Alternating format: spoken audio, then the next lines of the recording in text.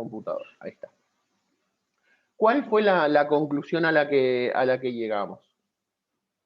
¿Cómo definíamos o cómo definimos la administración? ¿Se acuerdan?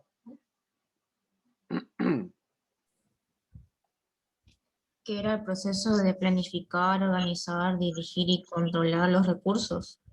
Exactamente, perfecto, que es el proceso de planificar, organizar, dirigir y controlar los recursos.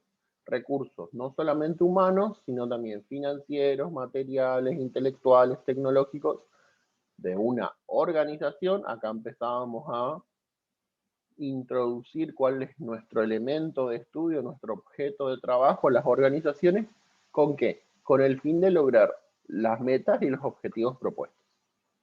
Después habíamos hablado de que si era ciencia, si era técnica o si era arte. ¿Qué es? ¿A qué habíamos concluido? Y era un conjunto de las tres. Que eran los que primero es ciencia porque es un conjunto sistemáticamente estructurado de conocimientos, ¿sí? Hablamos de, yo ya les mencioné que existen diferentes escuelas de la administración que fueron creando en cierta forma ciertas leyes, ¿sí? Ciertos conjuntos de conocimientos estructurados que fueron evolucionando. Así empezamos, por ejemplo, en 1800 con la Revolución Industrial y hablamos de la escuela científica. ¿Por qué? Porque lo que buscaban en la escuela científica era justamente aumentar la producción. ¿Y qué hacían los ingenieros? Estudios de tiempo y movimiento, buscando que las personas se muevan lo menos posible en sus lugares de trabajo para producir más. Hasta que llegamos, se pasa por la escuela psicológica hasta llegar en última instancia a lo que es la teoría de sistemas, ¿sí? Estamos hablando de ingenieros en la científica, la escuela psicológica, con psicólogos, sociólogos, donde hacían experimentos respecto a si mayor o menor luz en el lugar de trabajo afectaba o no afectaba el rendimiento del trabajador, si el lugar estaba bien ventilado, si estaba cerrado o abierto, cuáles eran estos factores ambientales que podían modificar la conducta. Hasta, nutriéndonos de la biología, que vimos la teoría de sistemas, ¿sí? Entonces, por eso es ciencia, es un conjunto de conocimientos que está estructurado. Esto dota de un conjunto de herramientas, el herramental, la bolsita de herramientas con las que se aplican las diferentes, o se hallan diferentes resultados. Habíamos mencionado que teníamos el FODA como una herramienta de la administración. Después van a ver las matriz BCG, las 5 fuerzas competitivas de Porter, que las vamos a ver hoy, que tienen que ver justamente con el análisis del entorno. Y era arte. ¿Por qué? Porque estas herramientas y este conocimiento científico es aplicado por una persona, ¿sí? Con su racionalidad limitada, que también lo van a ver. La racionalidad limitada forma parte de la teoría de la toma de decisiones de Herbert Simons. Y nos habíamos quedado con la definición de Bunge, que nos decía que la administración es administratécnica, es decir, una ciencia aplicada. ¿Por qué? Porque nos nutrimos de otras ciencias y habíamos visto que nos nutrimos de la antropología, de la sociología, de la psicología. Tenemos herramientas que son la matemática, la estadística, la contabilidad, la informática. Tenemos ciencias contextuales, la geografía y la historia, complementaria a la administración, la economía, y normativa al derecho. Habíamos concluido con estas 8 características de la administración, que es universal, interdisciplinaria, es un medio para lograr un fin, ¿sí? Eso le iba a preguntar justamente con el tema de universal. A ver, supongamos que yo me mudo a Estados Unidos, ¿no es cierto? Yo no tengo que pagar ni una reválida ni nada, solo presento nomás el título en las empresas que voy a trabajar, por ejemplo. Y habría que ver si Estados Unidos está o no está adherido al convenio de la Haya, Facundo. Pero en Latinoamérica sí se puede. Por eso depende de cada país, si está o no está adherido, ahí yo te desconozco. Bueno, Pero por eso, ¿qué Pero el países país estarían que se ha adheridos? adherido, lo único que tienes que hacer es pagar una apostil de La Haya, que te lo hace el colegio de escribanos de acá, por ejemplo, de la provincia de Misiones, en donde ellos verifican que las firmas que tiene tu título son las firmas que están registradas, tanto en el Consejo General de Educación, acá de la provincia, donde se registran las firmas, también como en el Ministerio de Educación de Nación. Ellos corroboran que tu título no sea trucho, básicamente. ¿Y qué países están adheridos a eso? Y ahora en el intermedio vamos a investigar la verdad. No desconozco. Debía ser sincero. España por lo menos sé, porque me fui un tiempo a España y me pidieron el apostil. Me fui a hacer un intercambio. Italia, también chicos de la facultad fueron a Italia y hicieron el mismo trámite, le pidieron el apostil. Portugal, Polonia, ¿Cómo son las siglas? Haya, ¿cómo es? Haya, con H. Profe, ¿y usted se fue a España siendo estudiante o ya siendo un profesional? Me fui a hacer un intercambio, pero en una maestría. En el 2004 me fui. No, 2014, no 2004. 2004 todavía estaba. 2014 me fui, perdón. Hace 5 o 6 años. Con eso que les mostramos con Mariela en la clase pasada, el área de internacionales. En el 2003 comienza a funcionar el área de internacionales y ahí yo me presenté. Y me fui y volví. Pero por eso les digo, también han ido alumnos de economía en mi camada, vamos a decir, que fue la primera que fue. Una alumna de economía se fue a Portugal. Una profe que estaba haciendo el doctorado de exactas se fue a Valladolid, España. Una estudiante de ingeniería en alimentos se fue a Valladolid, España, a hacer intercambio de grado. Otro chico de economía de nuestra facultad se fue a Italia, más 2 chicos de exactas que también se fueron a Italia. En la segunda camada que salió, dos, si no me equivoco, uno de licenciatura en administración y otro en contabilidad se fueron a Polonia. Y después ya me perdí. Pero no, 2 de administración se fueron a Polonia y uno de economía. Y uno de contabilidad, perdón. Lo que tienen que ver son las becas Erasmus. ¿Sí? Investigar ustedes sobre las becas Erasmus cuando lanzan convocatoria y ahí acercarse a hablar con la gente internacional. Y ellos les hacen el nexo para aplicar. Si la Universidad Nacional de Misiones no forma parte del consorcio, les pone en contacto con la gente de internacionales de la universidad que sí forma parte del consorcio y uno puede aplicar no como alumno, sino que en otra categoría que es como adherente, algo así. Pero el requisito es ese, de segundo año en adelante. Hubo malas experiencias con chiquititos como ustedes que fueron y se perdieron en la fiesta universitaria. ¿Seguimos? Sí, profe. Y a esto de universal, Facundo, lo que habla justamente es esto, de lo que vos vas a estudiar acá en la UNAM. Se estudia en Córdoba, se estudia el licenciado en administración en la UBA y estudia el licenciado en administración en Harvard. Los principios son universales, en cualquier universidad y en cualquier ámbito los vas a aplicar. Y por eso también tiene el tema este del reconocimiento del título por detrás.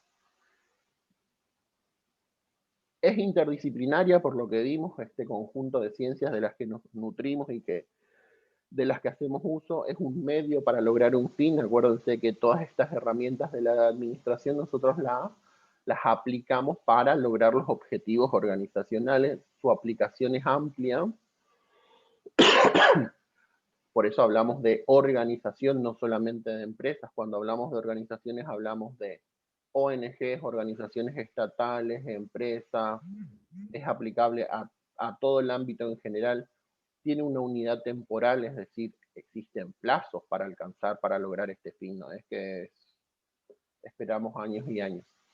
Hay una jerarquía dentro de la administración, así como su aplicación es amplia, también es específica. Tenemos las diferentes especialidades dentro de la administración y por sobre todas las cosas es una ciencia que es flexible justamente por la cantidad de escuelas y de teorías que tienen y que la conforman. Bien.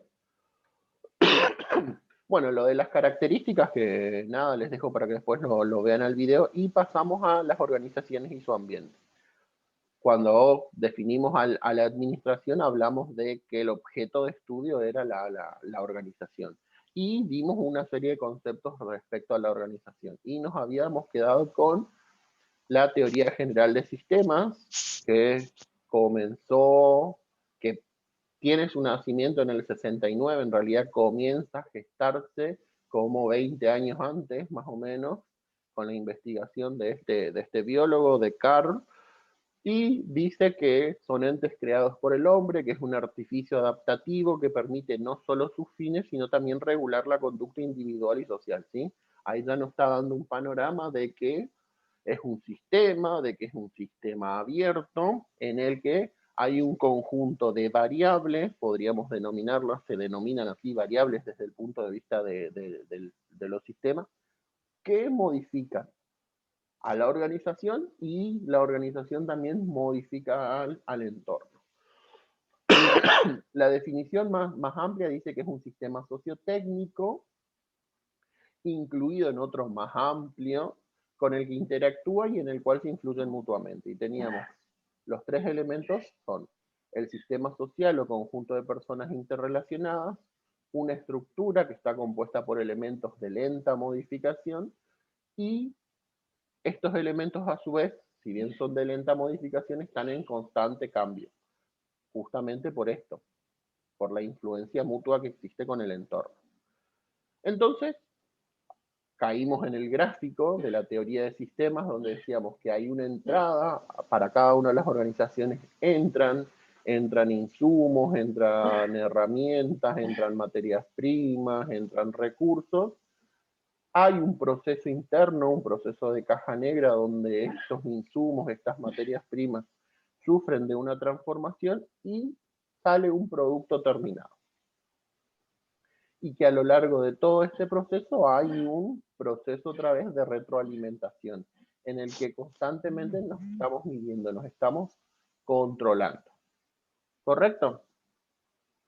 Hasta ahí, todo bien. Habíamos visto este párrafo del libro de Alicia a través del espejo, y ahora sí empezamos con la organización y su entorno. ¿Qué entienden ustedes por entorno? Cuando yo les hablo del entorno y el entorno, ¿qué creen que es el entorno? El contexto. El escenario donde trabaja la organización. Es el contexto, escenario. ¿Qué más? La comunidad, la gente que rodea la organización, los La comunidad. proveedores, el mercado al que lleva sus productos. Sería lo que abarca la organización también. Lo que abarca. ¿Cómo es eso lo que abarca? Todo lo que incluye la organización, el entorno en su alrededor, ¿no? Los Sería agentes lo externos. externo a la organización. ¿Cómo? Sería lo externo a la organización. Todo lo externo. ¿Estamos todos de acuerdo que es todo lo externo, sí? ¿O no? Sí. ¿Sí? No, porque hay un entorno interno también. Ahí quería caer. ¿Por qué dice Porque el entorno interno? porque ese es el sector de trabajo y todo eso. ¿Qué opina el El resto? microentorno. Pueden ser las situaciones de la que está envuelta la organización. Tiene que ver con la relación de la empresa. Sí, tiene que ver con las relaciones de la empresa. Pero yo les pregunto esto. Quería que surja justamente esto. ¿Hay un entorno interno? Sí, claro que sí. Sí, claro que sí, me dice... Ay, me olvidé tu nombre. Julián. Julián. ¿Qué opina el resto? ¿Hay un entorno interno? Sí, hay Sí, un entorno. porque cada empresa tiene a los trabajadores que ellos son los entornos también, que trabajan dentro de la empresa.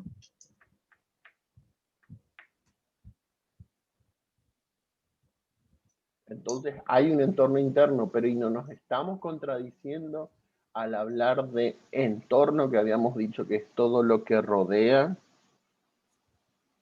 y decir después interno? Pero no es interno, digamos, a nivel, no sé, como trabajadores, como dijeron ellos. Es interno más al círculo del entorno, al tamaño del entorno. O podríamos decir que el entorno es un ambiente en el cual se desenvuelven estos actores. Puede Entonces, ser por eso. ejemplo, el interno sería que se desenvuelve el gerente, las personas de la organización, y el externo tiene que ver con otros factores más que no dependen de la empresa, digamos. Por eso se Sí. puede decir de que todo en la organización es el entorno. Justamente como la administración es esto, como la administración es flexible, van a ver que algunos autores hablan del entorno directo y dicen que el entorno directo está conformado no solamente por las 5 fuerzas que vamos a ver dentro de un ratito, sino que también están conformados por los empleados y los accionistas. ¿Sí? Algunos autores inclusive hablan del entorno interno. Que en realidad, para mí, si decimos entorno y hablamos de que entorno es lo que rodea, no podemos hablar de un entorno interno. En todo caso, podemos hablar de grupos de presión o de acción directa, pero no de entorno, porque entorno es todo lo que rodea. Sería como un entorno general. Ahora vamos a ver esa distinción entre el macroentorno, el microentorno, el inmediato, el general o el particular. Pero cuando hablamos de estos actores, empleados y accionistas, inclusive hablar de empleados hoy en día es hablar como en 1900, hoy tendríamos que hablar de colaboradores. ¿Por qué? Porque estos colaboradores son los que nos ayudan a cumplir con los objetivos organizacionales. Yo particularmente no hablaría de entorno, hablaría por ahí de un grupo de acción directo. ¿Sí? ¿Por qué? Porque están dentro de la organización. Y en el concepto de administración vimos que la organización es este conjunto organizado de recursos, este sistema sociotécnico, o sea que las personas, los colaboradores y los gerentes, los accionistas están ahí adentro, y de ahí modifican el entorno, y el entorno también influye sobre ellos. O sea, el entorno es todo lo que rodea a la organización y que está fuera de ella. Esta es mi visión. Entonces hablamos que hay un montón de actores, hay un montón de variables, hay un montón de fuentes, hay un montón de factores. ¿Cómo lo denominarían al entorno o cómo lo caracterizarían al entorno?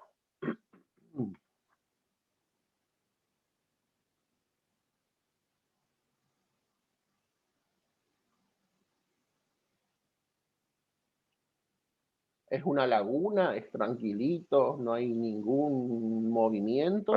¿O es Que está en constante cambio? Está en constante cambio? ¿Qué más? O sea que es dinámico. Está cambiando constantemente, es dinámico. ¿Qué más?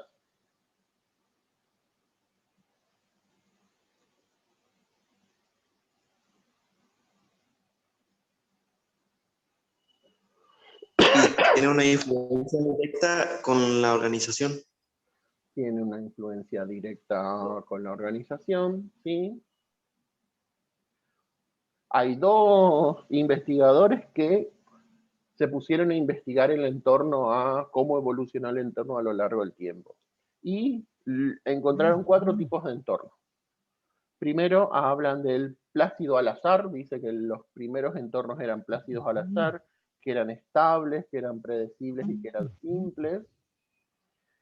Después plácidos conglomerados, que seguían siendo simples, pero que comenzaron a ser dinámicos, que seguían siendo simples, pero que comenzaron a ser dinámicos e impredecibles. Después los entornos se convirtieron a turbulentos reactivos, donde comenzaron a ser complejos, hay cierta estabilidad y hay cierta previsibilidad, o sea que se puede prever, hasta llegar a los turbulentos, ¿sí? Los turbulentos entonces dijimos que son dinámicos. Y si hablamos de entornos turbulentos y que son dinámicos, son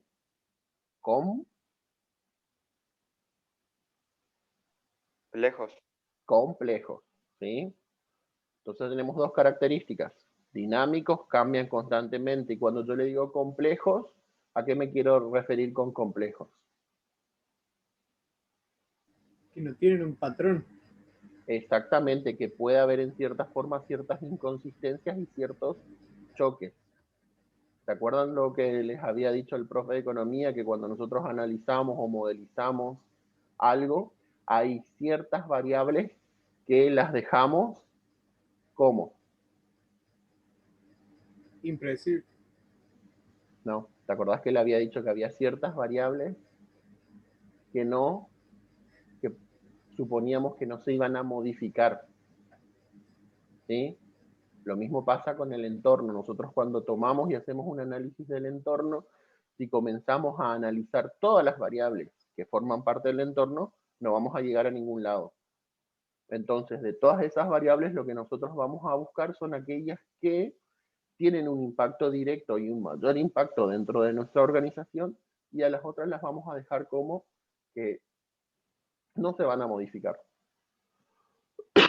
Justamente por esto, por la complejidad del entorno, porque no existe un patrón, no todas se mueven, digamos, hacia un mismo lado, sino que hay choque entre ellas.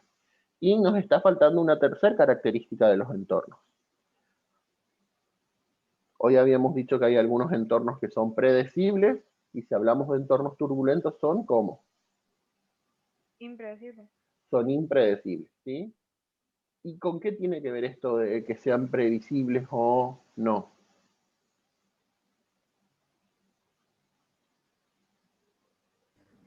¿Con qué tal? Que uno no se los puede esperar. Con lo que sabe desconoce, podría ser. La organización. Con el grado de ocurrencia o no de un hecho, ¿correcto? ¿Alguien preveyó lo de la pandemia del 2020? No. Bien, perfecto. Impredecible al 1000%. Más que dinámico, súper dinámico. Y complejísimo al mango, ¿o no? Súper. A ver, ¿cómo que entonces dinámico quiere decir que cambia? Claro, dinámico es que está en constante cambio. ¿Y que cómo todo se le se dice mueve. al más calmo, digamos? Más Lo calmo? contrario de dinámico sería. Estable. Tenés el estable, el que no hay cambios y el dinámico. Profesor, una economía o sea, una buena economía de un país entonces podría considerarse un entorno estable y una mala economía un entorno dinámico. No, tiene que ver con los sectores industriales sobre todo. Un entorno simple y que sea estático puede ser donde los factores, los componentes siguen siendo los mismos. Tienen que ver ya con sectores industriales en cierta forma maduros. O sea, Argentina vendría a ser un entorno completamente dinámico, entonces. Claro, pero ahí lo analiza, ahí lo que pasa con la Argentina es la cuestión de la política económica. Pero si vos te vas a países donde la política económica no juega un rol tan importante, no la incluís como variable dentro del entorno. Les cuento un caso que en el 2014, cuando hacemos el intercambio, lo que te exige la beca es que estés en constante contacto con tu reemplazo, digamos, con la persona que viene en tu lugar a la universidad de origen, vendría a ser a la chica que vino acá a la UNAM. ¿Para qué? Justamente para ayudarla, que ya te pregunte algo y lo indiques cómo hacer, dónde ir, qué hacer, y lo mismo ella con el que está en su universidad de origen. La chica que vino en mi lugar estaba horrorizada porque cada semana que se iba al Cali a comprar el yogur, el precio era diferente. No lo podía entender. Generalmente las organizaciones no tienen a la economía nacional como entorno, sino solo en casos más extremos como nosotros, por ejemplo. Claro, por eso el profesional argentino es tan requerido en el exterior. Justamente por eso, porque nosotros, el resto de los entornos no contempla el factor cierto político económico porque son relativamente estables en ese sentido, sino que se da más por cuestiones referidas a los competidores, a la innovación, a la tecnología, y en cambio nosotros estamos en una sub y baja constante. Nosotros conocemos de todo acá. Claro, pasamos por todos los estadios. En todas las universidades, cuando hablan de los ciclos económicos, ¿cuál creen que es el ejemplo? Argentina, porque nuestros ciclos económicos son muchísimo más cortos que el resto del mundo. Los ciclos económicos que en otro país pueden durar 20, 30 años, nosotros en 5 lo pasamos. En 20, 30 años pasamos por 10 veces lo que pasa en otros países. Sí, bueno, nunca llegando a un buen ciclo económico, no siempre de mala a peor, a no tan mala, a no tan peor. Claro, pero por eso tenemos ahí los recuperos y la caída abrupta. Y un poco de recupero y más caída, y así andamos. Es como una enfermedad que nunca se cura. Algo así. Bien, entonces dijimos que son el entorno básicamente que tiene que ver en principio con el sector industrial y que básicamente es dinámico, complejo e impredecible. ¿Cómo clasificarían respecto de el grado de cambio, si es estático, si es dinámico, el entorno en las universidades públicas?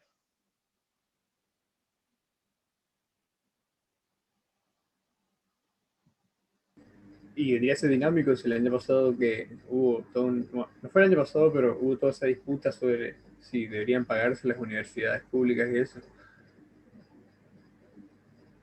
A ver, ¿qué opina el resto?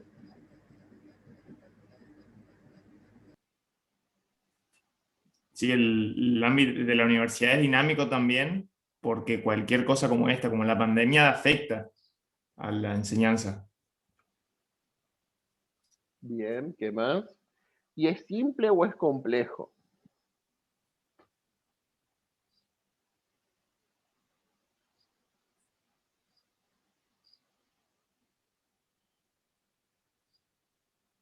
¿Cómo era eso de simple y complejo? ¿Puedes explicar vuelta? La complejidad, digamos, el grado de... ¿cómo era? Se me fue el término. Cuando las variables estas, si se contradicen o no se contradicen en general, las variables que conforman el entorno. ¿Es simple o es Profe, complejo? y se podría decir que es complejo si tiene la jerarquía de la universidad que está dividida y también tiene sus normas, su estatuto, que el plan de cursado también que puede ir cambiando. Sí, perfecto. Yo estoy de acuerdo con que es complejo el entorno en las universidades públicas en general. ¿Por qué? Por el gran número de componentes y factores que lo integran, ¿correcto? Pero tiende a ser en cierta forma más estático que dinámico. ¿Sí? ¿Por qué? Si bien Ahora lo último nomás, digamos. el tema de la pandemia fue un punto de inflexión muy importante para todo en general, pero sacando la pandemia del análisis, digamos, los factores entre sí, digamos, cuando hay un cambio de paradigma, la educación es la última en adaptarse, es la que tarda más en adaptar estos nuevos paradigmas. Salvo, les digo, excepción el caso de la pandemia, ¿sí? Que fue algo súper excepcional. Pero en términos generales, es lo que pasa con los modelos educativos, ¿sí? Ustedes no estuvieron o pasaron sí por la EGB, el polimodal y todo el show ese. No, ustedes recién estaban naciendo en esa época, ¿sí? Tomamos un modelo que ya había sido probado y que ya había sido descartado porque no servía y lo trajimos acá para implementarlo, para probar lo improbable. Y se tardaron ¿cuánto? 10, 15 años en reconocer que no servía y volver a un sistema muy similar al sistema anterior. Por eso los entornos en cierta forma son más estáticos. No es que constantemente se están cambiando los planes de estudio, tampoco en las universidades. Se los va adaptando a los programas, pero los planes de estudio tienden a tener una duración. Por ahí antes sí era mayor, antes podías hablar de un plan de estudio que te dure 40 años. Ahora te estamos hablando de planes de estudio que te van a durar, bueno, después 20 años, y ahora te estamos hablando de planes de estudio que te van a durar unos 10 años. Inclusive por ahí un poco menos. Tiene que ver justamente con esas cuestiones. Sí, Ronnie. Y esa estabilidad que usted dice, ¿es considerada buena o mala? Esa es una pregunta. Porque al no actualizarse la educación a la misma velocidad que la sociedad, no sé si considerarlo bueno o malo. Y ya solito te respondiste, Ronnie. No es buena. Profesor, supongamos que un entorno es muy cambiante, ¿no es cierto?, en sus políticas, pero no se contradice nunca a sus variables. Entonces sería simple. Sí. O sea, la universidad entonces podría ser simple porque por más cambios que haya en por ejemplo, el programa de estudio, no es que un día se va a enseñar A y otro día se va a enseñar B. La simplicidad tiene que ver con el número, sobre todo, de variables. Cuando hay más variables entran en juego, más complejo es, Facundo. Cuando menos variables hay en juego, más simple es. Variables que se podrían contradecir. Claro, cuando vos más variables tenés, hay mayor probabilidad de que estas variables se contradigan. Cuando vos en un modelo lo haces más simple, tomás menos variables de estudio, tenés mayor probabilidad de que estas variables no se contradigan. ¿Correcto? Y en la universidad sí hay un montón de variables que entran en juego, o sea que es complejo. pero en un escenario más bien estático que dinámico. Bien, y hablamos del entorno, son todos estos actores, variables, factores, como quieran denominarlos, que integran lo externo, están fuera de los límites de la organización. ¿Y cuáles son?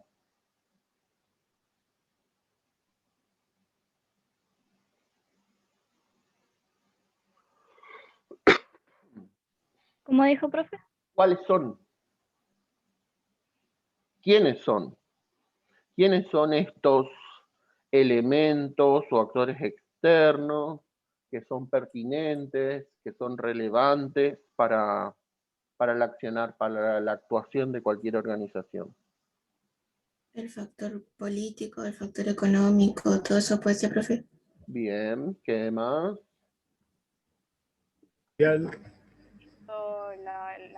Las personas. Las personas como dimensión sociocultural. ¿Sí? En primer lugar, vamos a tener diferentes dimensiones, ¿correcto? Vamos a tener una dimensión económica financiera, una dimensión científico-tecnológica, una dimensión jurídico-política y una dimensión sociocultural. Y a esta, le pifié de gráfico, hay una dimensión más que es la ética, ¿sí? Que agregué, pero en otro gráfico se ve y no le pegué acá, ¿sí? Y a su vez vamos a tener diferentes medios.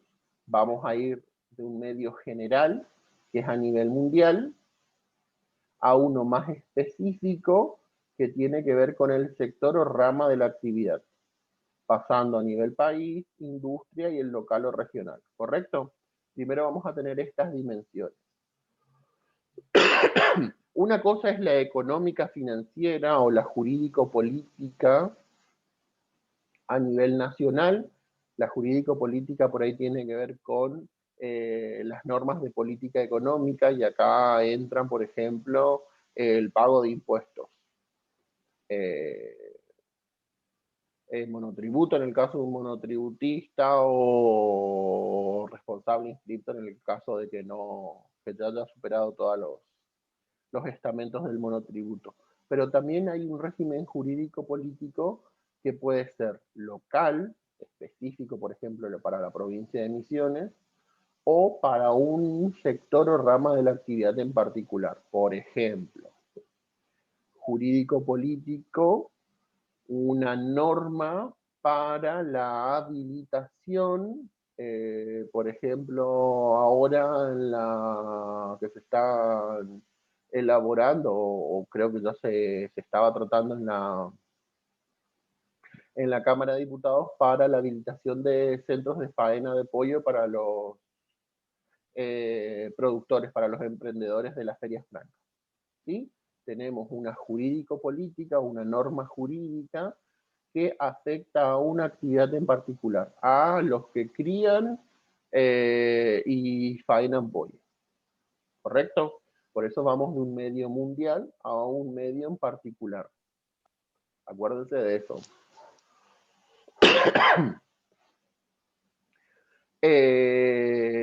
O puede ser inclusive una ordenanza que sea mucho más específica para, en el caso de una ordenanza, es la ciudad de Posadas, por ejemplo.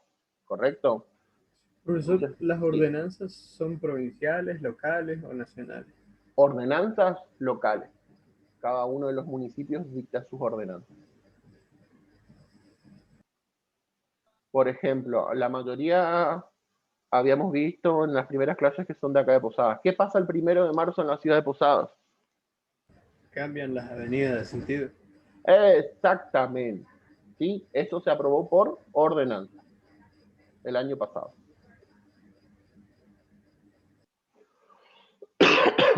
Si vamos al ámbito provincial, estamos hablando de una ley provincial, Cámara de Diputados, y si estamos hablando de leyes nacionales, ahí tenemos diputados y senadores. El sistema nuestro es bicameral, las dos tienen que ponerse de acuerdo, las dos tienen que aprobar una ley para que sea de aplicación en el ámbito de toda la nación. Por sobre las leyes está la Constitución Nacional, y por sobre la Constitución Nacional los tratados internacionales que se firmaron o a los que se adhirió la República Argentina. Clase de Derecho. ¿Qué pasó? Creo que Flor iba a decir algo. Sí, no, le iba a consultar como el ejemplo que dio de las avenidas, por ejemplo, si demora un año en ponerse en vigencia una ordenanza o es indefinido. Claro, depende. Depende. Las ordenanzas, lo que sí no son retroactivas, nunca. Pero, no, para atrás sería. Claro, no podés dictar hoy una ordenanza y decir que es de aplicación desde el 1 de marzo del 2020. No, es de aplicación en todo caso a partir del 1 de marzo del 2021. Nunca son retroactivas. Está, gracias. Y entran en vigencia a partir de su publicación en lo que es el boletín oficial. Ahí es cuando entran en vigencia efectivamente. O muchas veces se olvidan de publicarlas en el boletín oficial y ahí hay un plazo, creo que de 30 días de su sanción, algo así. Correcto, entonces tenemos diferentes dimensiones. La económica financiera tiene que ver justamente y está muy relacionada con la política, con lo jurídico político, y que tiene que ver con las cuestiones referidas a Producto Bruto Interno, inflación, precio del dólar, todo lo que van a ver en economía. La jurídico-política tiene que ver con todas las medidas políticas que se tomen y que obviamente tienen un amparo jurídico. Por ejemplo,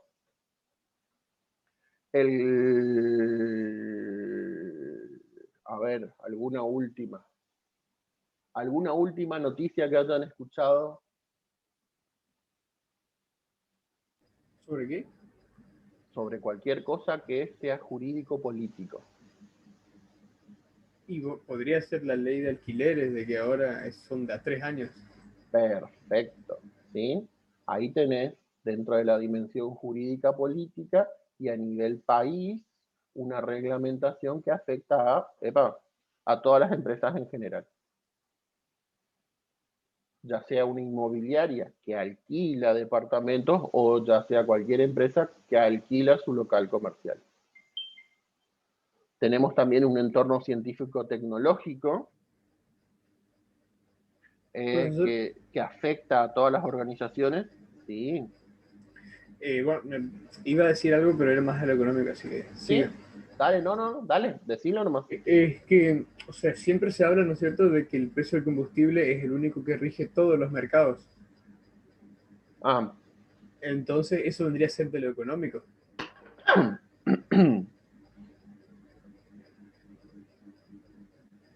Sí, vendría a ser dentro de nuestro, si lo queremos encasillar en algo dentro de lo económico.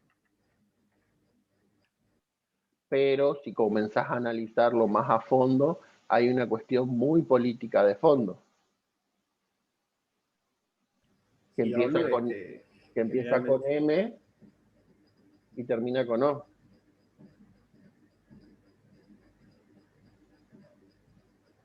¿Saben de quién hablo? ¿Saben de quién hablo o no? Sí, Moyano. Del señor Moyano. Sí, porque hay un montón de otros medios de transporte que son mucho más económicos, pero por una cuestión política no se está avanzando sobre esos porque se le pierde el negocio a Moyano. De camionero, ¿no? Claro. Todo el transporte de materias primas dentro de la Argentina se hace básicamente a través de camiones. En cambio, nosotros tenemos un río que no lo podemos utilizar, que sí lo hace Paraguay, y a un costo muchísimo más bajo que un camión. Trenes, hay 1, 2, no sé, creo que máximo 5 trenes de carga estarán habilitados en todo el país, con un costo muchísimo más bajo que el transporte a través de camiones. Por eso le digo, Si lo queremos encasillar y ser elegantes, vamos a decir que es una cuestión económico-financiera, pero de trasfondo hay política.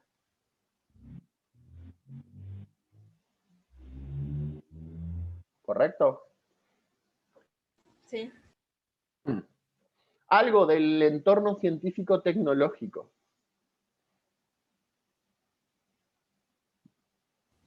¿Podría ser las vacunas? Las vacunas. ¿Qué más? Esto, las clases por Zoom podrían... Las clases por Zoom, perfecto. ¿Qué pasó al inicio de la pandemia? Todos los profes se volcaron a Zoom, después cuando existían estas fallas de seguridad se salieron todos de Zoom, Zoom actualizó todos sus protocolos, se volvieron todos a Zoom y así estamos. Y de los ¿Por qué se socios... salieron? Disculpe la pregunta. Y nunca se enteraron que entraba gente en cualquiera de las sesiones de las reuniones y sucedían cosas. Y no solo a molestar, había escenas poco... Ah, sí, que un chico salió que se le grabó, se le prendió la cámara y se grabó. Eso sí había escuchado. Claro, ahí hay gente que por su propio... Pero en otras universidades, no acá, pero sí en Estados Unidos, que entraban a las clases y pasaban escenas triple X en la camarita. No. Pero son periodos, ya. Se está sentando todo. Claro, porque no tenía ciertos protocolos de seguridad en su momento Zoom. Cualquiera podía tener acceso a los links de las diferentes salas de reuniones. No se podía expulsar a esa gente, sino que directamente tenías que cerrar la sesión, pero después se actualizó y volvieron todos los profes a Zoom. Los socioculturales. ¿Perdón? No, decía nomás que ahora de todas formas es como que le pide autorización para dejar de entrar, digamos, no es que cualquiera nomás se puede meter. Claro, ahora inclusive tiene la opción de la sala de espera. ¿Sí? Que se puede habilitar. Dentro de lo sociocultural,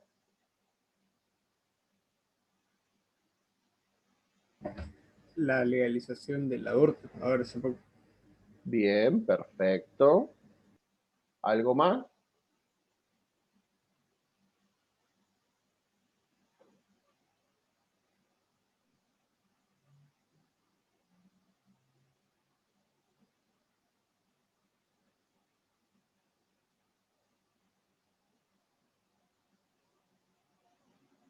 ¿Qué hacen cuando salen de su casa? Y si se lo olvidan, tienen que volver a la casa. El barbijo. Bien, eso también tiene que ver ya con algo sociocultural que vamos a tener que ir adoptando. Nos reíamos de los orientales que andaban con barbijo y bueno, nosotros vamos a seguir con barbijo hasta el fin de los tiempos. ¿Correcto? Sí, son diferentes variables, justamente por eso la teoría del sistema habla de que son variables que pueden o no modificar, que pueden o no impactar dentro de la organización. Tengamos en cuenta esto, cuando hablamos de estas dimensiones, la económica financiera, la científico-tecnológica, la jurídico-política, la sociocultural y la ética, que me faltó, va de lo general a lo particular. ¿Sí? Es como cuando pelan la cebolla, empiezan de afuera hacia adentro. No me van a empezar a hablar de el sector o rama de la actividad, sino que se empieza el análisis siempre a nivel mundial. ¿Por qué? Porque son tendencias que a mediano o largo plazo terminan impactando dentro de nuestro sector o rama de la actividad. Entonces, cualquier análisis va a comenzar por lo mundial. Vamos a pasar por el país, por la industria en general, la industria a nivel país, las normativas que existen, si hay algo a nivel local o regional de cada una de estas dimensiones, hasta llegar al sector o rama de la actividad en particular. ¿Sí? Cuando hablamos de estas diferentes dimensiones, estamos hablando de lo que se denomina el macroentorno, que acá sí puse bien el gráfico y está el ético. ¿Sí? Lo que recién vimos en este grafiquito hablando de dimensiones, está acá identificado como el macroentorno, el entorno mediato. ¿Sí? Acá tenemos a lo jurídico-político, lo científico-tecnológico, económico-financiero, ético, sociocultural, y también por ahí está sumado lo físico, que tiene que ver con las cuestiones climáticas, básicamente, que pueden afectar o no a una organización. Y cuando, por eso les decía lo de la cebolla, vamos de lo general a lo particular. A ver si me deja... Parece que no está habilitado el marcador. Bueno, después en el intermedio voy a buscar el marcadorcito. Por eso les digo, de lo general a lo particular. De este entorno general o mediato vamos a pasar a un entorno que es más inmediato y que es particular a nuestra organización. Y esto es lo que se denomina las 5 fuerzas competitivas de Michael Porter, y que es una herramienta de la administración. ¿Sí? Esto forma parte de la técnica de la administración. Y esto de afuera, lo de las diferentes dimensiones, tiene un nombre, y es el análisis Pestel. ¿Sí? Cuando ustedes les digan, realice el análisis Pestel, ya van a saber, van a decir, tengo que mirar la dimensión P, política, E, económica, S, social, T, tecnológica, E, ética, y L, no me acuerdo de qué es. Pestel, creo que era laboral, si no me equivoco, pero que tiene que ver con lo jurídico. ¿Sí? El análisis Pestel tiene que ver con este. Antes se llamaba PEST, pero cuando se le suma lo ético, le agregaron para que no quede PESTE, Pestel.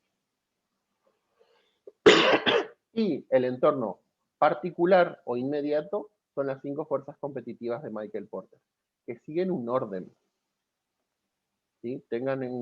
Sí, lo subo al aula. Tengan en cuenta eso. Lo más cercano a nosotros van a ser nuestros competidores actuales. A ver, si hacemos una referencia con los casos que le tocaron a ustedes. ¿Sí? Si hablamos de la panadería, vamos a ver o a analizar todas las panaderías que producen un producto igual o similar al mío. Entonces vamos a poder hablar de los competidores directos, pero tengamos en cuenta que también hay en cierta forma los competidores indirectos, es decir, aquellos que están produciendo un producto o un servicio que es sustituto al mío. ¿Sí? Y ahí ya pasamos a el resto de las fuerzas competitivas. Tenemos a los clientes es el mercado que nos compra nuestro producto o nuestro servicio. Vamos a tener los proveedores, que son aquellos que nos proveen justamente de las materias primas y de los insumos. Vamos a tener a los productos o a los servicios sustitutos, es decir, aquellos por los que el cliente me puede cambiar, y vamos a tener a los competidores potenciales. ¿Quiénes son los competidores potenciales? Básicamente puede ser un proveedor que si hace una integración hacia adelante dentro de la cadena productiva se convierta en mi competidor actual, o, por ejemplo, en el caso de que todo depende de en qué lugar del proceso de la cadena productiva esté ubicada la empresa, haga una integración, por ejemplo, hacia atrás, que sea una empresa, por ejemplo, de distribución, que haga una integración hacia atrás y se convierta en una empresa que fabrique determinado producto. ¿Correcto? Estas son las 5 fuerzas competitivas de Porter. Por ahora, es solo identificarlas. ¿Por qué? Porque después van a ver en administración Sí, en administración general, en el segundo cuatrimestre, no, primer cuatrimestre de segundo año empiezan a ver más en profundidad, y esto se le termina de ver cuando se da administración estratégica, los LAES.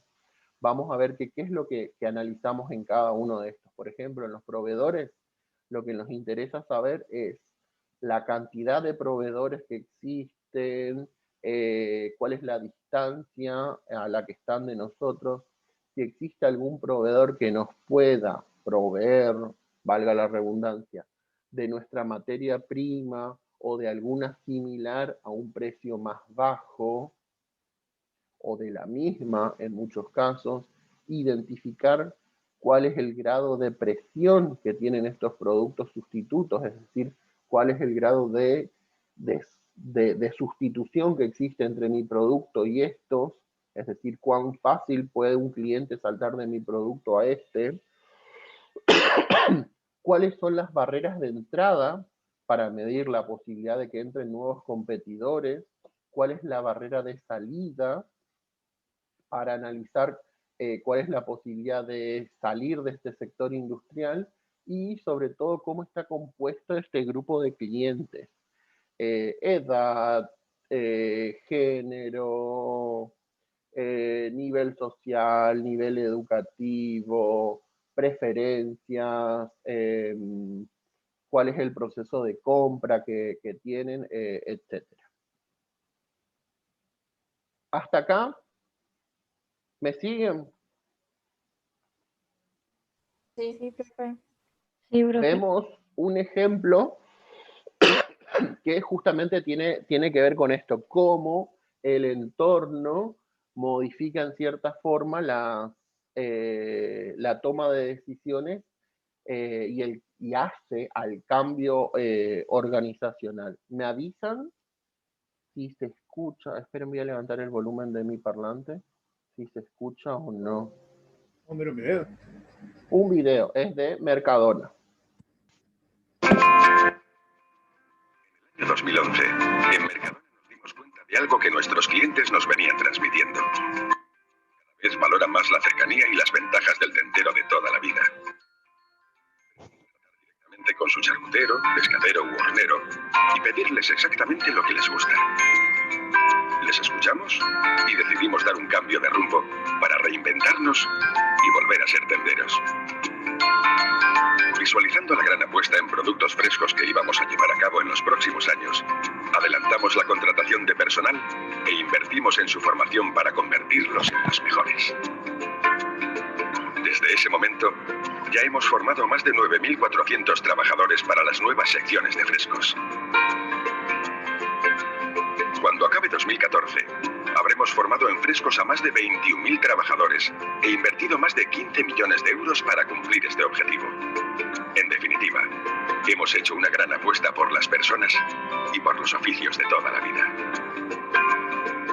Me gusta mucho la nueva sección de carne al corte, porque tenemos un trato más directo, más familiar con el dependiente o la dependienta, y nos pone al día de recetas, nos indica cómo tiene que ir la carne, y aparte es que ya estábamos un poco cansados del producto envasado, ¿no? Que prácticamente todo se vendía ya envasado, y el hecho de poder seleccionar todo el producto me parece muy importante. Pues sí, nos gusta que haya pescado de lonja, porque es un pescado más fresco y el precio está muy bien y nos gusta a todos. Me gustan los nuevos cambios que ha hecho Mercadona en sus productos de verdulería y frutería, pues porque cojo el producto que necesito y aparte en la calidad creo que es uno de los mejores que hay. Hoy estamos orgullosos de decir que en Mercadona hemos iniciado el camino para reinventarnos y así ser más tenderos.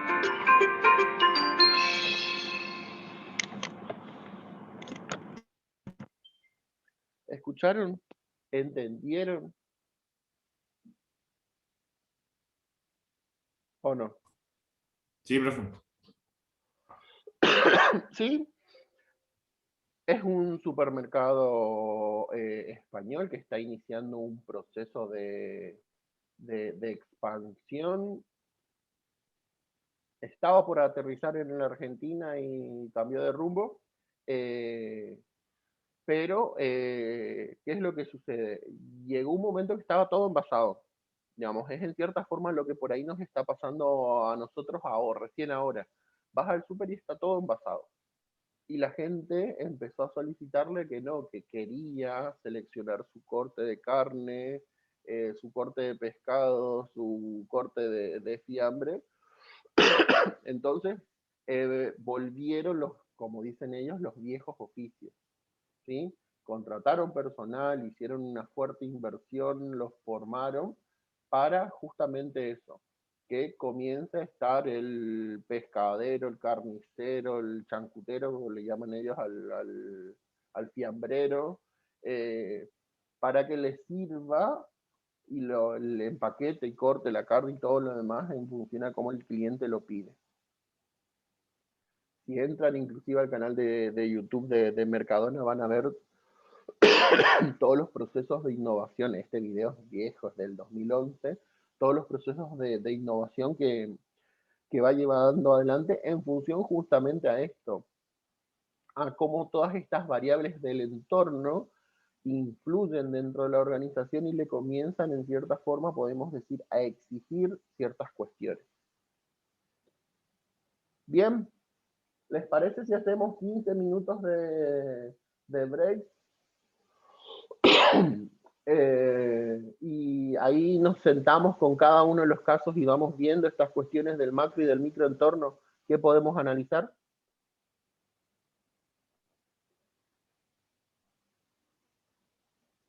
Sí, profe. Dale, nos encontramos, son y 15, nos encontramos y media. ¿Les parece? Sí. Bien. Reanudo grabación antes de olvidarme. Y vamos al caso. Ustedes están en el caso 1, las delicias SRL. Una de las consignas es identificar estas variables del macro y del microentorno que van a afectar a las delicias. ¿Están viendo mi pantalla, correcto? Sí, sí, sí. Ahí la parte resaltada. La propiedad donde se ubica el emprendimiento se trata de un amplio local alquilado. ¿Qué es eso? El espacio geográfico donde se va a dar el negocio. De macro y micro, Facundo. Micro. Macro. ¿Cómo? Macroentorno. Vos solo me diste el ejemplo. Ah, sí, de la geografía. ¿Geografía? Ahí podría ser. Que no sé, el espacio que vamos Legislación. a ocupar. Lo que recién vimos. Del marco. De la de la ley de dimensión alquileres. jurídico-política a nivel país. ¿Sí? Hay cosas que van a ver que no están textualmente identificadas como, por ahí sí, acá más abajo, cuando habla de Don Víctor SRL. Don Víctor es un proveedor. ¿Sí? SAMSA es otro proveedor. Sudamérica, otro proveedor. ¿Sí? Sino que están escondidas ciertas cuestiones. Eso es lo que tienen que tener cuidado. Esa es la trampita. ¿Correcto? Entonces, a ver. El amplio local alquilado, ¿qué vendría a ser entonces macro? ¿Pero por qué? Porque es un local alquilado. Entonces vos decís, perfecto, es un local alquilado. Dentro de las nuevas medidas en el ámbito jurídico-político se aprobó la ley de alquileres que se pone en vigencia a partir de tal fecha y tenemos que inscribirla en AFIP todos los alquileres. ¿Correcto? Entonces, esa es la variable del macroentorno que tenés que identificar que va a afectar al negocio.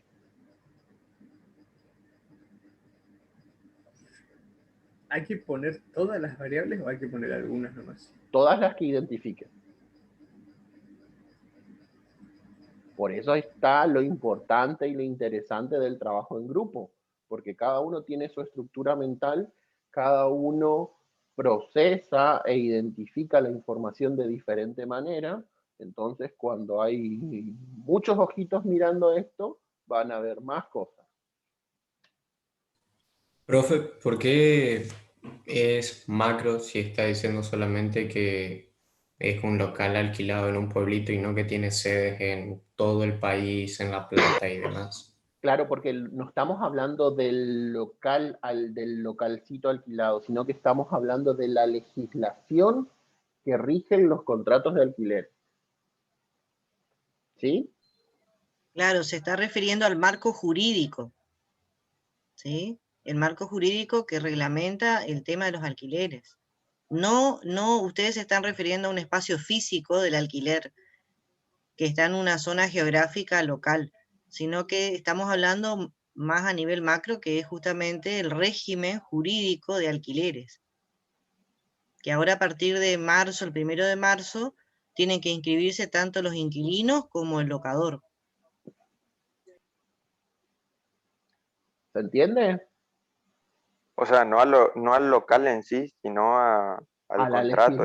Claro, a la legislación, a lo que rige la locación de viviendas o en este caso de locales comerciales. Sería el entorno jurídico de la organización y eso ya es macro. Claro, exactamente, vendría a ser la dimensión jurídica política y es a nivel país. ¿Por qué? Porque es una ley nacional. ¿Bien? Esas cositas tienen que ver, no están, como les dije acá, como en el caso del proveedor, que les dice, el proveedor es fulano de tal, Don Víctor, básicamente le compran todo a Don Víctor. ¿Qué pasa? Que le compramos todo a Don Víctor, salvo las semillas y productos orgánicos que le compramos a Sudamérica. Si a Don Víctor, ¿a quién le tocó el caso de la panadería? Nosotros. Nosotros. ¿Qué pasa si yo soy Don Víctor? Ahí está Ronnie. ¿Qué pasa si yo soy Don Víctor, Ronnie? Y te digo que te vendía a 500 pesos el kilo de harina, pero ahora se me chifló el moño y te digo, no, ahora te voy a vender a 1500. Y soy tu único proveedor. O por lo menos el único proveedor con el que vos estás trabajando. Voy a intentar buscar otro proveedor, otra opción. Ya tenés que tener pensado quién va a ser tu otro proveedor. ¿Sí? Eso es lo que tiene el trabajo, digamos. Claro, eso es lo que tiene el análisis del microentorno. Cuando ustedes hacen el análisis de los proveedores, van a hacer el análisis de todos los proveedores que existen en el mercado para, por ejemplo, la harina. Obviamente, de este listado que ustedes obtengan, van a seleccionar el que en función a los costos sea el más conveniente para ustedes. Y en el caso de que yo, Don Víctor, se me chifle el moño y te pase de 500 a 1500 porque a mí se me ocurrió cobrarte ese precio de la harina, vos decís, ah, no, listo, le pido a fulano de tal con el que ya en algún momento hablaste y estableciste un vínculo y le decís, bueno, listo. Y esos, digamos, esos precios que yo voy a conseguir son estimativos o porque no están acá, digamos, en esta lista. Entonces, como que yo voy a... Claro, o sea, o voy a inventar, digamos, el proveedor. Los proveedores sí son, por ahora es solamente identificarlos. Yo estoy yendo un poco más allá para decirle por qué, en qué consiste básicamente el análisis del proveedor. Que no es solamente identificarlo, sino también identificar con cuál es el más conveniente con quién trabajar. No van a ver cuando les toque trabajar en una empresa que no se suele trabajar con un único proveedor. Salvo que tengamos firmado algún acuerdo o algo, ese va a ser nuestro único y exclusivo proveedor. Generalmente se tiene por ahí un abanico de proveedores.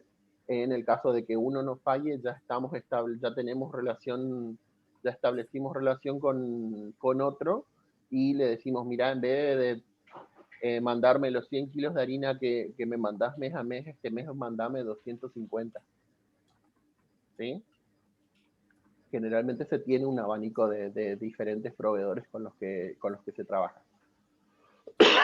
Todo se mantiene ciertos estándares de calidad para que los productos sean iguales. Sí, no sé quién iba a comentar algo.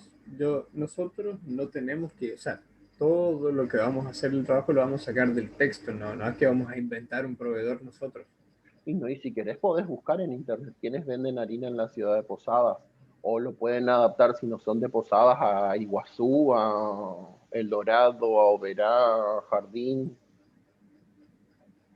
Pero, o sea, entonces en ese caso sí se podría inventar, qué sé yo, con Pepe vende un poco más barata. No inventar, sino que investigar y decir, bueno, porque ya para inventar está Don Víctor acá inventado. Aunque no creo que Don Víctor es real, que lo buscamos con la profe de contabilidad. Y Sudamérica también. Pero podés decir, buscar en hacer una búsqueda en Google, decir proveedores de harina o proveedores para panadería. Y te van a saltar un montón de empresas, generalmente instaladas en Buenos Aires o en Rosario o en Córdoba, a los que les podés comprar siempre y cuando compres en grandes cantidades, no como en estos 350 kilos de harina. Bueno, 350 no es nada porque las bolsas vienen de 50. Pero para grandes compras, generalmente lo que se hace es eso, se salta a los proveedores locales y se compra directamente a un distribuidor de Buenos Aires o de Córdoba o de Rosario cuando eso impacta justamente disminuyendo tus costos. Profe, y todo sería aplicándolo, o sea, dentro de la actualidad. Por ejemplo, si dijéramos que compra 350 kilos de harina a 1.000 pesos los 100 kilos, pero que por la suba del dólar, que el dólar se fue a 500 pesos, supongamos, tal cosa, tal cosa. Si eso pasara en marzo. Lo entendiste perfecto. ¿Qué pasó hace unos meses atrás? Se cerraron las exportaciones de maíz. ¿Sí? Entonces, sí. Bueno, en este caso no habla nada, es harina de trigo, no usamos maíz, pero en el caso de que, por ejemplo, acá el caso planteara que se utiliza harina de maíz, también tienen que hacer eso, la extrapolación al macroentorno. ¿Sí? Por eso les digo, no todo está plasmado en el enunciado, sino que ustedes tienen que estrujar la neurona y hacerla sudar. Bueno, y pasando puntualmente al punto 4, que habla del entorno, ahí lo que vendríamos a hacer es poner las distintas variables que tenemos del entorno, ¿no? Claro, ahí lo que podés hacer es poner este gráfico acá, por ejemplo, y acá nombrar dentro del ámbito científico-tecnológico cuáles son los diferentes elementos o subvariables de esta variable que van a afectar acá a las delicias. Del entorno jurídico-político, cuáles son todas las normativas. En esta instancia es solamente nombrarlas, no hace falta hacer ningún análisis, ¿no? Identificarlas y acá nombrarlas, describirlas en todo caso. ¿Cuáles son los proveedores? Va a estar Don Víctor acá a la cabeza, pero existen tantos proveedores. Sustitutos del PAN. Los competidores potenciales que puedan existir. ¿Sí? Lo más aproximado a la realidad, a sus realidades posibles. ¿Sí? Estamos en Iguazú, como Ronnie, bueno, y vamos a buscar todas las panaderías de la ciudad de Iguazú. Tengan en cuenta, esa es la otra opción. Generalmente, cuando se habla de competidores, cuando hablamos de competidores, muchos se restringen a los que están en las cercanías, y no solamente es competidor las dos panaderías que están a 3 cuadras de mi casa, una para la derecha y otra para la izquierda, sino que todas las panaderías de la ciudad. ¿Por qué? Porque si yo quiero, me camino un poco más y voy a comprar a la que está a 10 cuadras porque el pan es más rico, por ejemplo. ¿Correcto?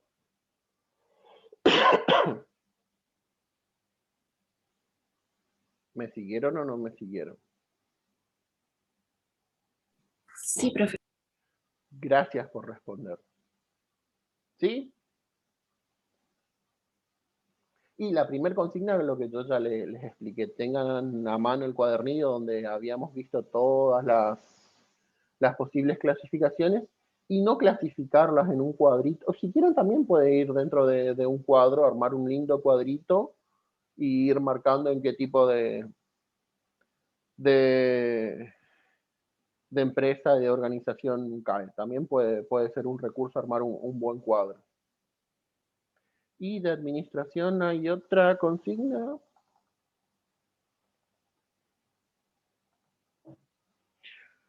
La 1, 2, la 3 es de economía, 4 el proceso operativo es de economía, Creo que el 8. costo oportunidad de economía. Que los de economía. Describir el proceso administrativo e identifique a sus responsables. Proceso administrativo, lo vimos. ¿Cuál era el proceso administrativo?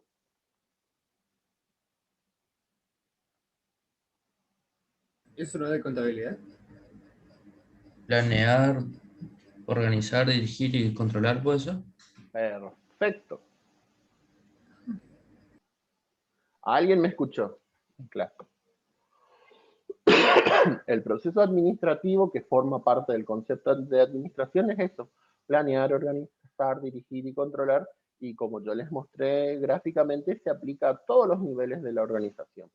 Entonces, en función al enunciado, ustedes van a decir, bueno, quién se encarga de planear, quién de organizar, quién de dirigir, si es don Rafael Mendoza, si es Emanuel Belgrano, este es casi Manuel Belgrano, o si por acá más abajo, si yo no me equivoco y no lo llegamos a recortar, habla de los empleados o no, porque hicimos tantos recortes a los casos para que no sean No, tan no habla de los largos. empleados.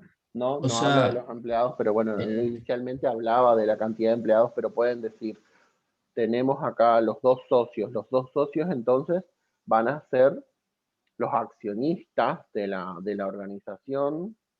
Bueno, no accionistas porque creo que esta es una SRL, no se llaman accionistas, son socios. Los socios de la empresa, de la organización.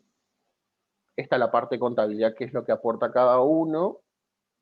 Y si no les dice el caso, van a decir, bueno, por ejemplo, que Rafael Mendoza, en función al perfil que ustedes acá identifiquen, Rafael es comerciante, a él le podemos asignar el rol del gerente general de la panadería, y Emanuel es ingeniero en alimentos, o sea que él puede estar a cargo del área de producción. Entonces, en función al lugar donde lo ubiquemos dentro de la pirámide de la organización, ahí vamos a decir, bueno, quién se va a encargar de planear, organizar, dirigir y controlar. Emanuel me imagino que va a tener un par de colaboradores, don Rafael también va a tener sus colaboradores, puede haber más gente, puede haber un contador que se encargue de hacer algo más, puede haber un licenciado en economía que se encargue de otra cosa, puede haber un licenciado en administración que se encargue de otra. Sí, yo les pasé los planes de estudio y los perfiles al grupo de WhatsApp de las 3 carreras, así que tienen para ir agregando gente. No mucha porque no les van a cerrar los números. O sea que tenemos, supongamos que contratamos un contador en la empresa. Sí. Tenemos que poner cuánto le vamos a pagar, qué tarea va a hacer. No hace falta dentro del proceso administrativo de que se va a encargar un contador. No hace falta ni hablar de que lo vas a contratar, que va a ser interno, puede ser un contador externo. Nada, de qué se puede encargar dentro del proceso administrativo el contador. Punto. No hace falta que hagas ni simules ni estimes sueldos ni nada de eso. Eso ya te va a quedar para área integrados.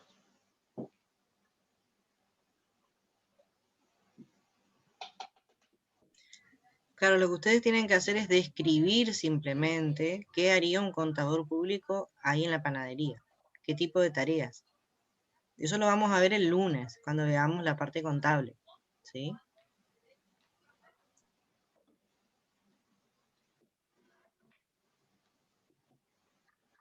Vamos, me siguieron hasta acá, igual tenemos toda la semana que viene, ¿no? La próxima, para cualquier duda. Sí, profe.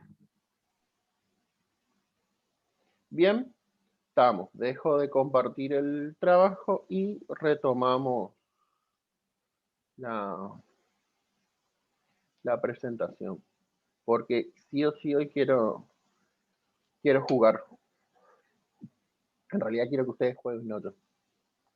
Profesor, la parte de responsabilidad social empresaria vamos a dar ahora, otro día. Pues. No, hoy tenemos que terminar todo. Vamos, seguimos con eso, seguimos con responsabilidad social empresaria. Y hacemos el cierre con cambio organizacional y el jueguito. ¿Tienen a mano el cuadernillo? Sí. Sí, profe. Sí, profe. Bajemos a la página 10, no, antes.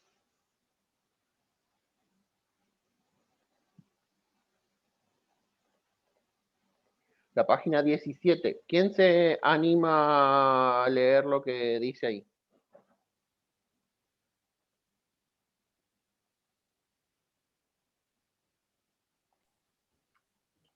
¿Qué parte, profe? Lo que dice la administración profesional. Página 17, cuando empieza a hablar de el administrador. Responsabilidad social empresaria. Página 16, perdón, comienza. 16. Es un artículo de la revista Enfoque del jueves 2 de agosto del 2018. Con más de 20 años en el país, la responsabilidad social empresarial o empresaria pasó de moda. El concepto de responsabilidad social empresarial lleva más de 20 años evolucionando en la Argentina. Desde sus inicios en los 90 hasta el cambio de siglo, se registró un cambio de paradigma en el enfoque de RSE. En un comienzo se tenía el prejuicio de que se trataba de hacer donaciones, pero la visión fue mutando y ahora se lo relaciona con la excelencia en la gestión que exhiben las empresas. Es decir, de qué forma la empresa se desenvuelve frente a la comunidad y qué tipo de gobierno y sociedad está ayudando a construir. El nacimiento del Instituto Argentino de Responsabilidad Social Empresaria, que tiene presencia en 9 países de Latinoamérica, coincide con el cambio de paradigma en el año 2000. Pero después de tantos años, la pregunta es, ¿pasó de moda? Luis Ulla, director del Instituto Argentino de Responsabilidad Social Empresaria, desmiente categóricamente que la responsabilidad social empresaria haya quedado obsoleta. El día que pase de moda la responsabilidad social empresaria, pasa de moda el género humano. El día que pase de moda los cuidados entre los seres humanos, de cuidar el planeta, de cuidar los más vulnerables, los que vamos a estar fuera de moda, somos los seres humanos, no el tema, argumenta. De hecho, Ulla explica que la concepción de la ética que está detrás de la responsabilidad social empresaria fue más allá de las grandes corporaciones, que la siguen teniendo, para abarcar a cualquier tipo de organización, ya sea una universidad, una escuela, una ONG, los gobiernos o cualquier tipo de empresa. Los 6 aspectos críticos que predominan en el presente. Derechos humanos. Una empresa debe estar haciendo las cosas de forma virtuosa en el terreno de las materias primas, de los servicios, de los insumos o de la cadena de distribuidores, pero puede estar violando en algún momento dado alguno de los derechos humanos. Equidad de género. Se avanzó en el debate de cómo hacer compatible la imbricación entre vida personal, familiar y laboral. El cuidado del medio ambiente. Los indicadores son cada vez más estrictos. No exclusivamente cuidar el medio ambiente, sino regenerar aquello que se ha dañado. Esta dimensión cobra cada día mayor preeminencia porque se aproximan fechas límites como el año 2030 para algunos de estos tópicos que exigen fehacientemente tomar decisiones a favor del cuidado del medio ambiente, expresa Ulla. El desarrollo sostenible. Ser exitoso únicamente como empresa en una comunidad que fracasa no vale de nada. Esta visión se va profundizando y se aplican herramientas de gestión para medir todo el valor que se crea. Las herramientas de medición para la actividad empresaria quedaron antiguas. Se usaba activo y pasivo para hablar de economía y finanzas. En el presente hay que hablar de activos y pasivos sociales, ambientales y éticos. La cadena de valor. No solo es significativo cómo se gestiona la empresa, sino también quién le provee a las empresas y qué estándares de responsabilidad social empresaria tienen esos proveedores. El concepto en sí se fundamenta con elevar el estándar global, que no solo opere responsablemente la compañía, sino que todas las empresas que trabajan con ella estén en el mismo nivel de calidad y de responsabilidad. La dimensión comunitaria. Adoptada como dimensión crítica. ¿Cuál es el futuro de la responsabilidad social empresaria? Sobre el futuro de la responsabilidad social empresaria, Ulla considera que todo el mundo cayó en la cuenta que las empresas valen más si se mueven responsablemente. Ese cambio se va dando lentamente y pronostica que en 5 o 10 años el tema va a haber mucho más exigente que ahora. Vamos a una vida más sana y esto va a tener que tener protagonismo de las empresas por un lado y de los estados controlando por el otro. En el medio es decisiva la actitud del consumidor, preferir aquello que es más saludable.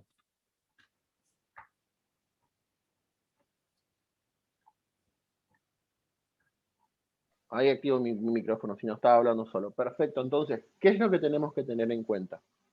Si bien nosotros hicimos esta distinción de que una empresa persigue un fin de lucro versus una organización, una ONG o una organización gubernamental no persigue un fin de lucro y que persiguen objetos sociales, habíamos dicho, las empresas, si bien persiguen el fin de lucro, tienen una finalidad económica, tienen múltiples objetivos y uno de estos objetivos que persigue también es social y tiene que ver justamente con esto, con la responsabilidad social empresarial, ¿sí?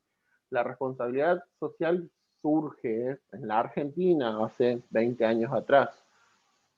En realidad es un debate que se viene haciendo desde 1930, 1940 a nivel internacional. Y tiene que ver con la organización y con el administrador, ¿sí? El administrador está sujeto a normas éticas, por ende la administración, la organización, perdón, la ética es transversal a la organización y la ética está estrechamente vinculada con la responsabilidad social empresarial.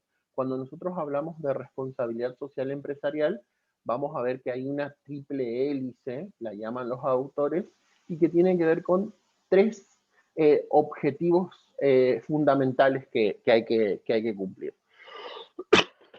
Uno es el económico, digamos. Nuestra primer responsabilidad social es con el socio, con el accionista, ¿sí?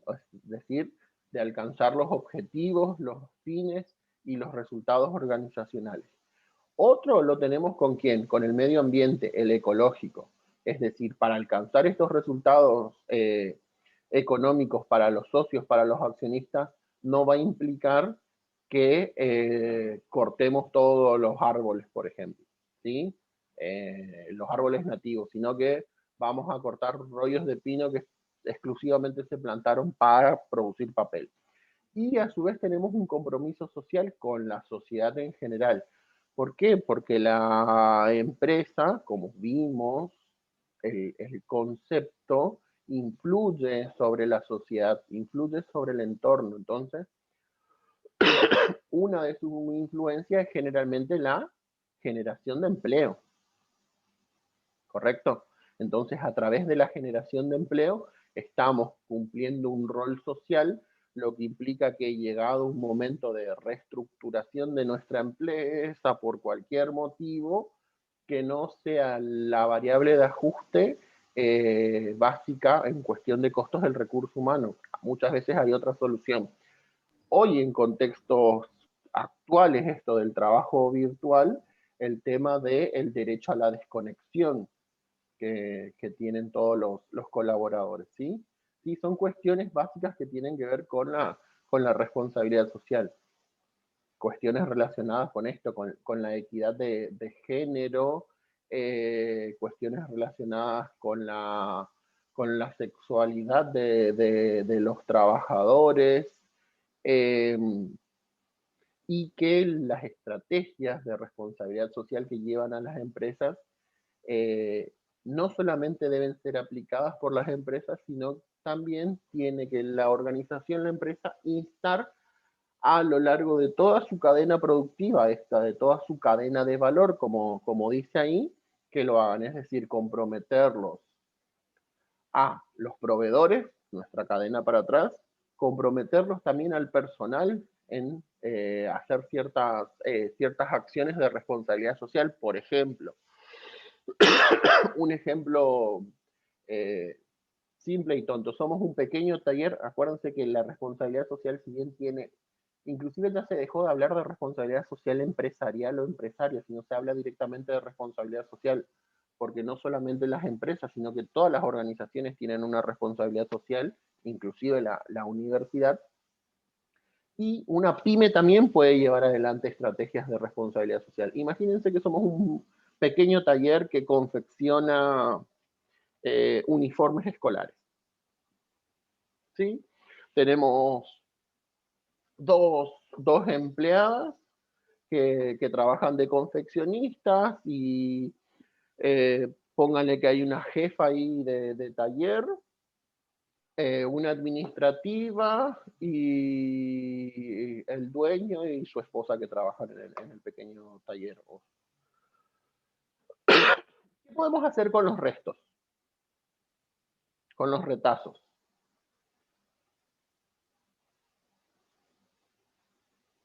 ¿Qué se les ocurre hacer con los retazos? Ropa para gente que por ahí no tiene o que vive en la calle. Si los tiramos, estamos haciendo un daño al medio ambiente. Entonces, opción, el reciclaje. ¿Qué se puede hacer? Como ahora está de moda, que unen todos los pedacitos y arman ropa. ¿Sí? Está re de moda y sale re caro eso. Esas prendas que parecen un rejunte de todos los parchecitos habidos y por haber. Podés armar, no sé, se me ocurre, muñecas para donarlos a un hospital, a un hogar de niñas, ¿sí? Involucrar en la confección a estas dos empleadas, por ejemplo. ¿Sí? Decirle, bueno, mira, de tu jornada laboral, que son 8 horas, vamos a destinar la última hora, vamos a dejar nuestros pedidos de lado y vamos a hacer muñecas, por ejemplo. Y le vas a agarrar y le vas a decir al proveedor, che, mira, ¿querés formar parte de este proyecto que tengo de responsabilidad social, que es donar muñecas a tal y a tal institución? Si vamos a fabricar muñecas no relleno, salvo rellenarla de retazos, pero le podemos pedir que, por ejemplo, nos ceda relleno para muñecas, no sé. No sé ni cómo se llama. Listo, el proveedor nos colabora con eso. Entonces se conforma y lo integramos dentro de nuestra estrategia de responsabilidad social. Por eso es el artículo que les pasé al chat, y que es un artículo que por lo menos hasta el año pasado lo usábamos en área integrados, que tiene que ver con esto, con la responsabilidad social corporativa que ya está integrada al ADN empresarial. ¿Sí? Antes se hablaba del objetivo social como un objetivo más, pero hoy en día cuando hablamos de responsabilidad social empresarial, ya hablamos que está definida desde la visión y desde la misión de cada una de las organizaciones. Cuando definimos la visión y la misión de la organización, ya vamos a ver que algo referido a la responsabilidad social se deja traslucir. Por eso el artículo de que ya está ahí integrada al ADN empresarial. Y esto es cada vez con mayor auge, con mayor ímpetu, que se está exigiendo que todas las empresas sean responsables socialmente. Inclusive, dentro de esto también tienen injerencia los contadores a través de la elaboración del balance social, ¿sí? El balance social, aparte de firmar los típicos balances, el típico balance de la empresa, el contador público tiene la firma dentro de lo que es el balance social de una organización. Profesor, Sí. ¿estos balances sociales son estipulados por la misma empresa o por alguien? Generalmente las grandes empresas, la verdad que sobre balance social, no sé, por ahí después Mariela nos puede aclarar, porque como es competencia de los contadores, yo mucho no leí, pero sí las grandes empresas lo que suelen publicar son informes de responsabilidad social. Por ejemplo, fíjate, cualquiera de los bancos va a haber una pestaña donde te hable de la organización y dice informes, te descargas el informe y te cuentan todo lo que hicieron. Desde la utilización de focos LED, te cuentan cuánto gastaron de energía o el recambio que hicieron con pasar de focos tradicionales a focos LED. Sobre la cantidad de hojas que utilizaron, si estas hojas eran hojas recicladas o no son recicladas, sobre el consumo de agua, un montón de acciones, primero internas, respecto del impacto ecológico que pueden llegar a tener, y después de acciones que hacen con la comunidad. Profesor, pero esta gente no tiene por ejemplo, te pueden multar por no tener una responsabilidad social con la empresa No, o algo. nadie te puede multar porque no es justamente su principal característica, es que la responsabilidad social tiene que ser voluntaria. Que no hay una ley que ampara eso. No hay ley. Si hay una ley, ya no es responsabilidad social, no es responsabilidad social. O sea, eso es obligatorio.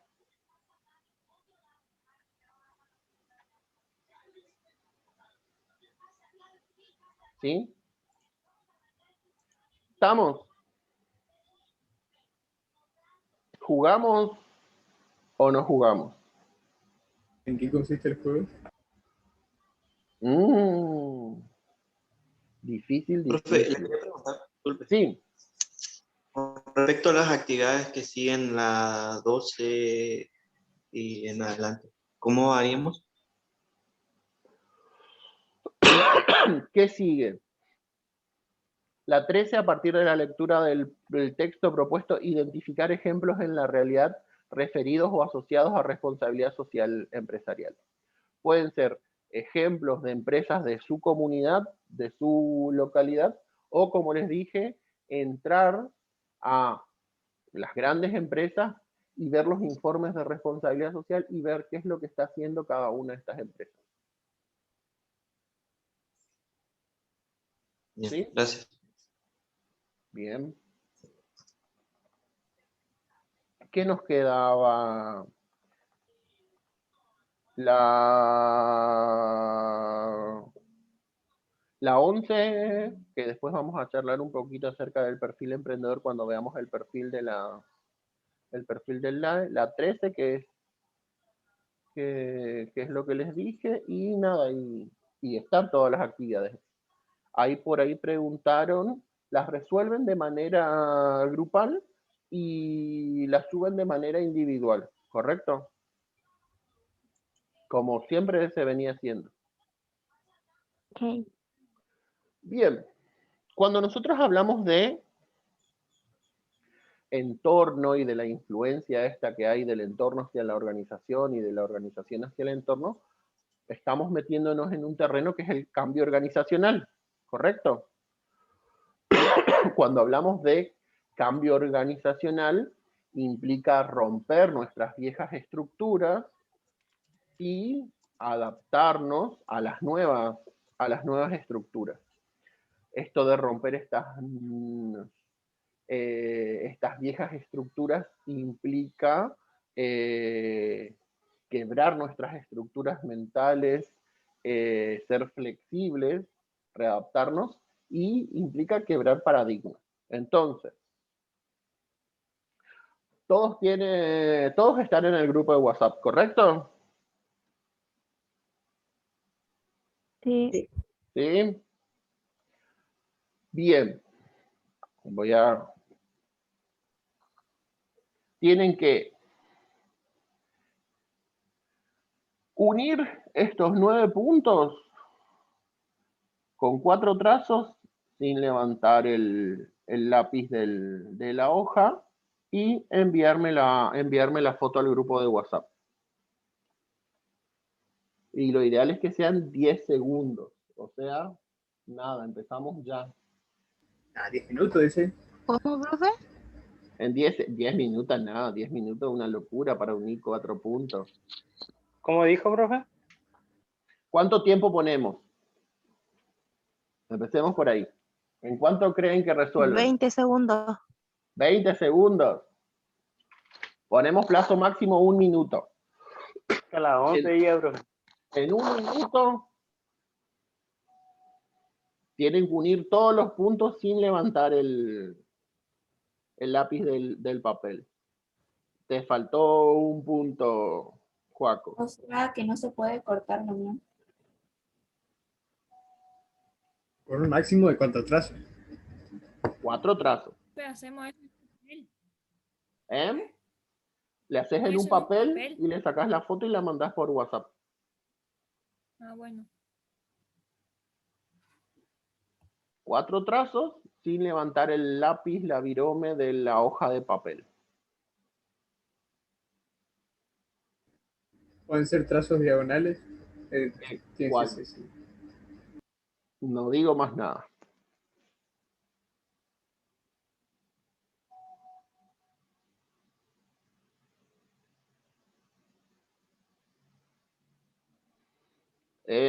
¿Quién me mandó ahí?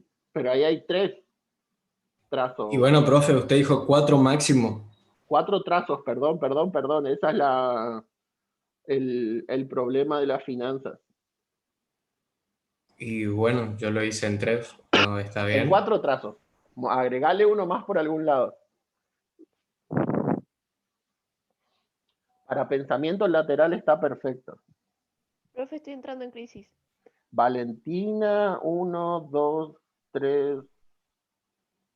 Espera, vamos a ver si tocan todos. 1.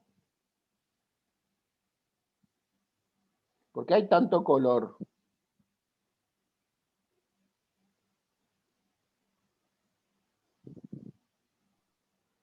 Lo hice No. para diferenciar, pero Pero me parece que no se tocan todos, che.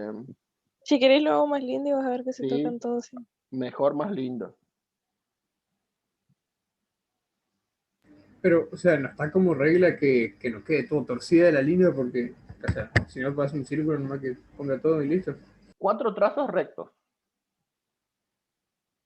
En 1 minuto une los 9 puntos utilizando 4 trazos rectos. 1.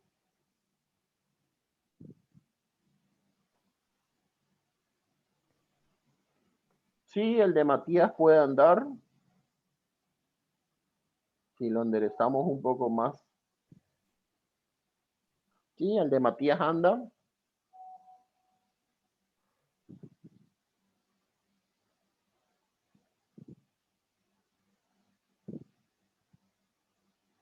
Tenés 5, Steffi.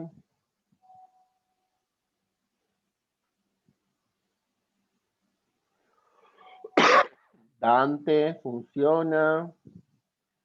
Funciona el de Valentina. Ahora más claro funciona. Funciona el de Nico. Funciona el de Micaela. Bien, funciona la neurona. Mi Funciona el neurona de... no dice lo mismo. ¿Eh? Mi neurona no está funcionando. Bien, lo sacaron, pero igual este no es el del premio. ¿Sí? Una de las soluciones es esta. 1, 2, a ver si este tiene pincel. Sí.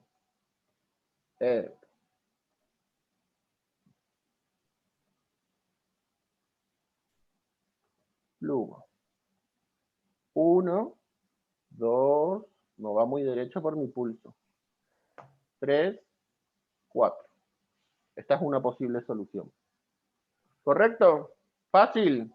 Este es solamente para ir entrenándonos en lo real.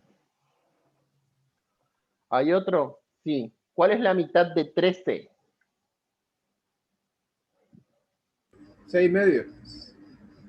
6,5. Puede ser. 6,5. ¿Qué más? ¿Podría ser la letra E?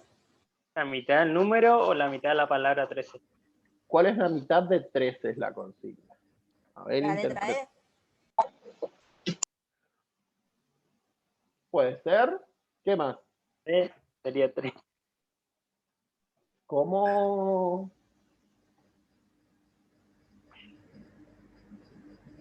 En la consigna no se entiende si es la mitad del número o la mitad de la palabra 13. Y bueno, ahí La idea. entra la interpretación. Ahí entra la interpretación y una técnica de la administración que es el pensamiento lateral. Que ¿qué es lo que nos va a permitir salir de la caja y tener ideas innovadoras?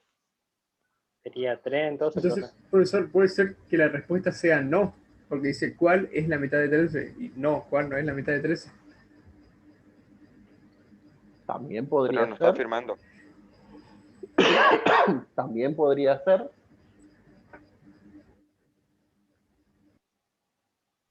También podría ser 6.5, que es la más común de todas las respuestas. Es una de las respuestas factibles. La otra es 1-3 o 1/3. La E, como dijo Flor. La otra mitad es si tomamos el 13 como números romanos, vamos a tener el 11 por un lado, 2 por otro. Esa es la mitad. O si trazamos una raya transversal entre el 13 romano. Cualquiera de las opciones estaba bien, ¿sí? Y ahora déjenme buscar el link. Ah, no, todavía queda uno más. Todavía queda uno más. Antes de pasar. 4×4. Tenemos que tener 4 monedas en la fila y 4 monedas en la columna, con un solo movimiento. ¿Se pone una arriba de la otra, profe? Poner una arriba de la otra. ¿A dónde? Acá en la esquina. En la esquina donde quedan 3 y 4. En el vértice. La cuarta poner. La última la podemos traer para acá arriba y quedan encimadas y ahí están 4 y 4. Bien, fácil. Ahora sí, viene lo interesante.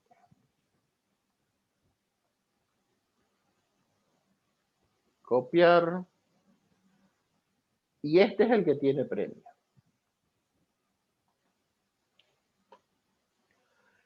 La actividad se llama Casa Loca.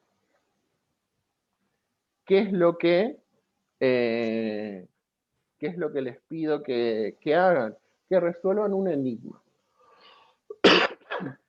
Les voy a ir leyendo 14 pistas que a su vez están en el link que les pasé y tienen que responderme dos preguntitas. La respuesta que hagan la hacen al formulario porque ahí va a quedar registrado. El primero que responda bien las 2 preguntas es el que se va a ganar o la carga de crédito, como dijo Facundo, o un premio con un límite, tampoco la emoción, el profe no es multimillonario, y vamos a ver cómo se lo acercamos. La pista 1. La primera casa tiene paredes verdes. La segunda pista, la casa del medio tiene ventana roja. 3. La casa de la chimenea verde tiene ventana roja. 4. La casa de paredes verdes se encuentra al lado de la casa con techo azul. 5. La casa de chimenea verde tiene puerta azul. 6. La casa del techo rojo, la cual tiene ventana verde, se encuentra a la izquierda de la que tiene techo verde. 7. La casa de techo naranja tiene chimenea amarilla. 8. La casa de paredes naranjas tiene techo amarillo. 9. La casa vecina a la de la puerta verde tiene chimenea amarilla. Pista 10. La casa de techo verde tiene ventana naranja. Pista 11. La casa de paredes rojas tiene ventana amarilla. 12. La casa de paredes amarillas, que también tiene chimenea azul, no tiene ventana naranja. La casa de paredes azules, cuya chimenea es roja, tiene puerta amarilla. Y la última pista, la casa de chimenea naranja es vecina a la que tiene puerta roja. Las dos consignas, las dos preguntas que les dejo: ¿qué casa tiene ventana azul? ¿Y qué casa tiene puerta naranja? Son las 11 menos cuarto, podemos, sí, un 15, 20 minutos para la respuesta. Lo van pensando, lo van razonando, lo van dibujando, lo van coloreando, y una vez que tengan la respuesta, completan su dirección de correo electrónico, apellidos, nombres y el teléfono celular para que acordemos el premio. ¿Bien?